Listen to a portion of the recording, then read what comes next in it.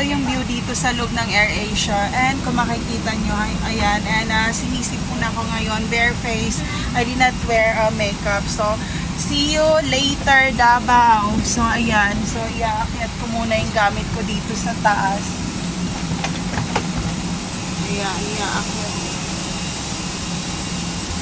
Sana hindi naman mag-trambulance ang aking laptop.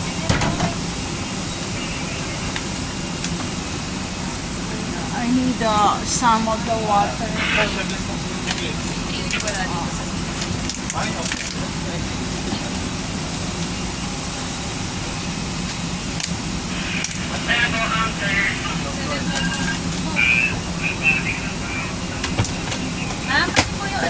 Pati yun?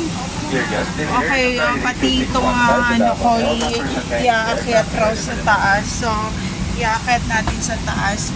Tingnan nyo muna ang aking outfit. Ayan.